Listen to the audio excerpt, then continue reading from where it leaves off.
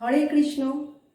মহাপ্রসাদ চ্যানেলের রাধাষ্টমী স্পেশাল পর্বে আপনাদের সবাইকে স্বাগত। আজকে আমি রাধারানীর প্রিয় রাধাবল্লভী বানাবো। তাহলে চলে আসি আজকের রান্নায়। রাধাবল্লভী বানাতে দেখে নেওয়া যাক কি কি উপকরণ আমাদের প্রয়োজন। রাধাবল্লভী তৈরির জন্য আমি এখানে 1 কাপ পরিমাণ বিউলির ডাল বা কলাইয়ের ডাল, যেটাকে আমি 5-6 ঘন্টা জলে ভিজিয়ে রেখেছিলাম। এখানে আমি 3 চামচ পরিমাণ মৌরির গুঁড়ো নিয়েছি, যেটা আমি মৌরিটাকে শুকনো খোলায় একটু ভেজে মিক্সিতে গুঁড়ো করে নিয়েছিলাম। এখানে আদা ও কাঁচা লঙ্কা কুচি রয়েছে, একটু কালো জিরে লাগবে, ময়দা রয়েছে, এখানে আমি 3 কাপ পরিমাণ ময়দা নিয়েছি, একটু হিং, এখানে সাদা তেল লাগবে রাধাবল্লভীগুলো ভাজার জন্য, আর আমি পরিমাণ মতো নুন ও চিনি ব্যবহার করব। প্রথমে আমি এই ভেজানো বিউলির ডালটাকে একটা মিক্সিতে নিয়ে ভালো করে বেটে নেব। আমার ডাল বাটা হয়ে গেছে। দেখুন ডালটা ঠিক এরকম হবে বাটার পরে। এবার আমি এই ডালটাকে একটা পাত্রে ঢেলে নেব। খুব সাবধান থাকতে হবে ডাল বাটার সময় যেন খুব বেশি জল ব্যবহার না হয়। এবার আমি এটাকে একটা পাত্রে ঢেলে নিচ্ছি। এবার আমি এই আদা ও কাঁচা লঙ্কা কুচিগুলোকেও মিক্সিতে ভালো করে বেটে নেব। এবার আমি এর মধ্যে একটু নুন দিয়ে দেব 1 চামচ পরিমাণ, আর খুব সামান্য জল দেব। আমি এখানে খুবই সামান্য জল দিচ্ছি।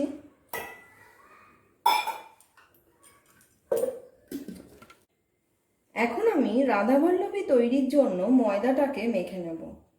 আমি এখানে 3 কাপ পরিমাণ ময়দা নিয়েছি। এবার আমি এই ময়দার মধ্যে প্রথমে একটু মৌরি গুঁড়ো দিয়ে দিচ্ছি।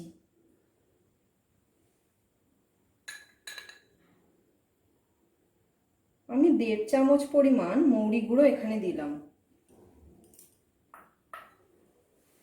আর একটুখানি নুন দিচ্ছি আমি এবার এর মধ্যে, খুব সামান্য একটুখানি নুন দিচ্ছি আমি এর মধ্যে।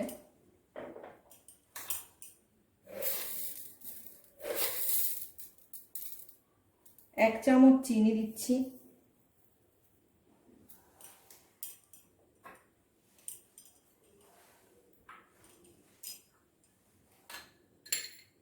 এক চামচ পরিমাণ আমি এখানে যে আদা ও কাঁচা লঙ্কার যে পেস্ট বেটেছিলাম সেটাকে আমি এর মধ্যে দিয়ে দিচ্ছি।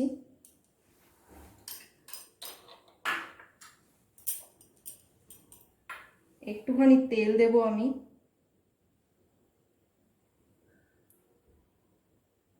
আমি আন্দাজ মতো প্রায় 4 চামচের কাছাকাছি তেল আমি এখানে দিলাম। আর সবশেষে আমি এখানে যে বিউলির ডালটা বেটেছিলাম সেই বিউলির ডাল থেকে একটু বিউলির ডাল এর মধ্যে দিয়ে দেব।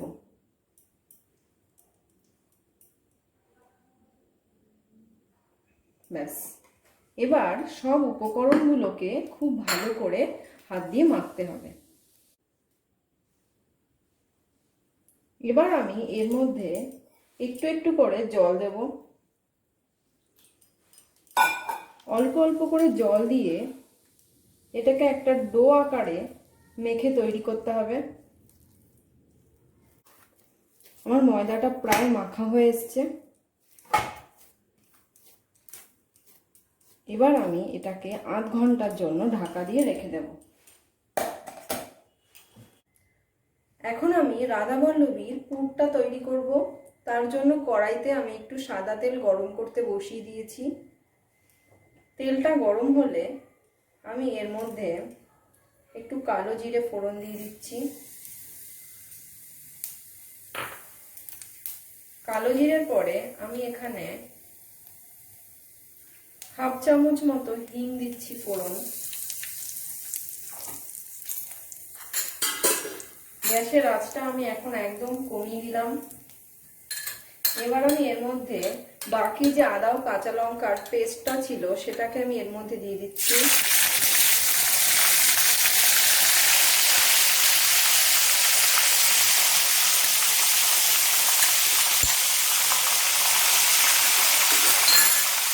যে মৌরি গুঁড়ো ছিল বাকি মৌরির গুঁড়োটুকু আমি এখানে দিয়ে দিলাম।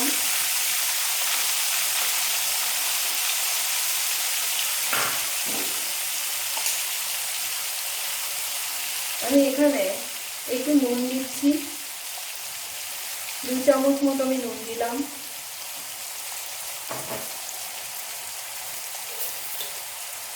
এক চামচ মতো চিনি আমি এখানে দিচ্ছি।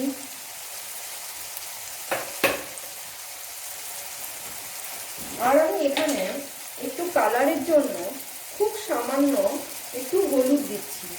আপনারা এটা চাইলে নাও দিতে পারেন, কিন্তু আমি যাতে কালারটা একটু ভালো হয় তার জন্য একটু হলুদ আমি এখানে ব্যবহার করছি। এবার পুরো উপকরণটাকে ভালো করে মেশাতে হবে।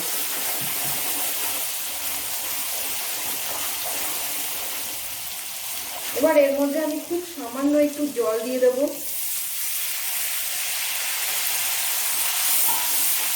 দিয়ে এটাকে খুব ভালো করে নাড়াচাড়া করে যেতে হবে অনবরত।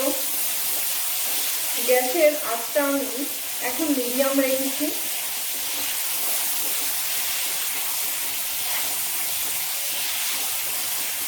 কিছুক্ষণ নাড়াচাড়া করার পর যখন মশলাটা একটু ভাজা হয়ে যাবে তখন আমি এর মধ্যে বিউলির ডাল বাটাটা দিয়ে দেবো।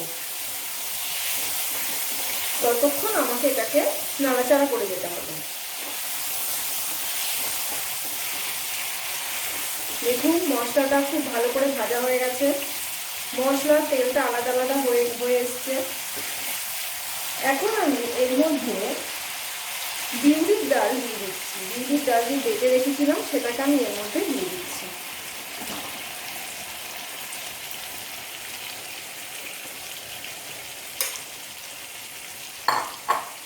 এবার বিউলির ডালের সঙ্গে এটাকে ভালো করে মিশিয়ে নিতে হবে।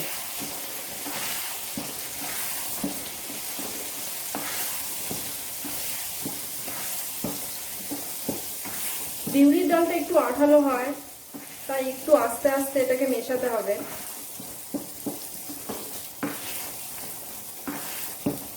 এই পুরটা কিন্তু খুব ভালো করে তৈরি না হলে রাধাবল্লভীর টেস্ট একদমই ভালো হবে না। তাই পুরটাকে খুব সাবধানে তৈরি করতে হবে। এইভাবে অনবরত নাড়াচাড়া করে পুরটাকে তৈরি করে নিতে হবে।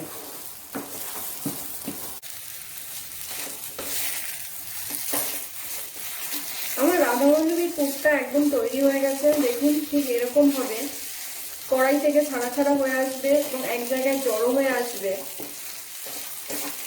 এখন আমি এটাকে একটা প্লেটে নামিয়ে কিছুক্ষণ ঠান্ডা হতে দেব।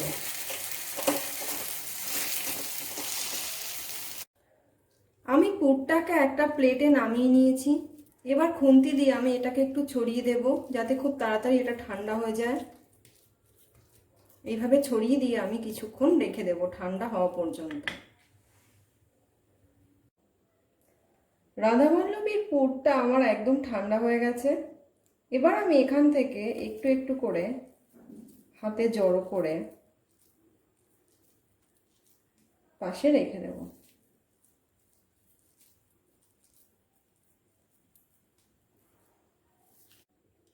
আমি রাধাবল্লভীর সবগুলো পুর একটা থালায় তৈরি করে রেখেছি। এবার আমি যে ময়দাটাকে আধ ঘন্টার জন্য ঢাকা দিয়ে রেখেছিলাম সেটাকে ঢাকা খুলে আর একটু হাত দিয়ে মেখে নেব।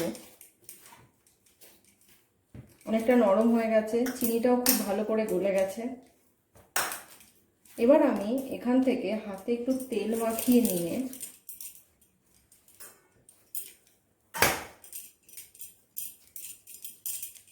একটু বড় বড় আকার করে লেচি করে রাখতে হবে। আমি রাধাবল্লভীর জন্য ময়দার লেচিগুলোকে থালায় সব রেডি করে রেখেছি। এবার আমি হাতের সাহায্যে এগুলোকে একটু গোল গোল করে নেব। এবার আমি হাতে একটুখানি তেল মাখিয়ে নিচ্ছি, নিয়ে এই লেচিগুলোকে চারপাশ থেকে একটু এরকম করে নিয়ে মানে ছড়িয়ে নিতে হবে একটু, যাতে মাঝখানে আমি পুরটাকে দিতে পারি। এবার এর মাঝ বরাবর একটা পুর এইভাবে দিয়ে দিতে হবে, দিয়ে চারপাশ থেকে ভালো করে মুখটা বন্ধ করে দিতে হবে, এরকম করে। এবার হাত দিয়ে এটাকে ভালো করে গোল করে নিয়ে পাশে একটা থালায় আমি রেখে দিচ্ছি। আমি একে একে সবগুলোর মধ্যেই পুর ভরে তৈরি করে রেখেছি। এবার আমি এগুলোকে বেলে নেব। এবার আমি এখানে একটা চাকি বেলনি নিয়ে নিয়েছি। এবার এটাকে আমি একটুখানি তেল মাখিয়ে নেব। এবার এই লেচিগুলোকে নিয়ে একটু হাত দিয়ে চেপে চেপে নেওয়ার পরে এটাকে বেলে নিতে হবে।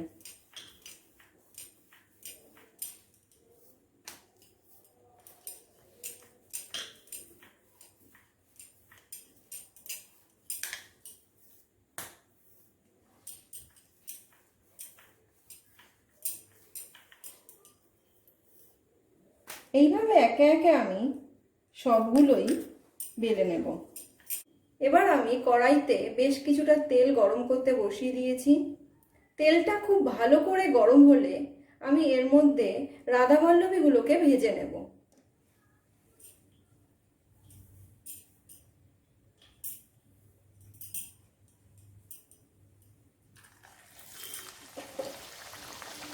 গ্যাসের আঁচটা আমি একটু বাড়িয়েই দিলাম প্রথমে। চারদিক থেকে তেলটাকে ভালো করে তুলে দিতে হবে রাধাবল্লভীর ওপরে। রাধাবল্লভী রাধারানীর খুব প্রিয়, তাই রাধারানীর নাম অনুসারে এই পুরীর নামকরণ করা হয়েছে রাধাবল্লভী।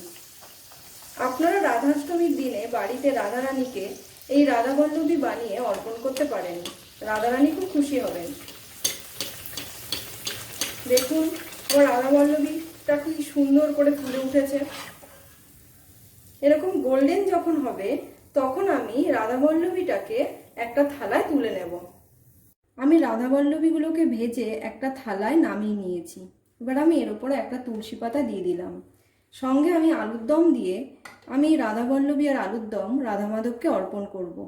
আমার এই রাধাবল্লভীর রেসিপিটি আপনাদের যদি ভালো লেগে থাকে তাহলে এই ভিডিওটি লাইক ও শেয়ার করার জন্য অনুরোধ রইল। সবাই ভালো থাকবেন। হরে কৃষ্ণ।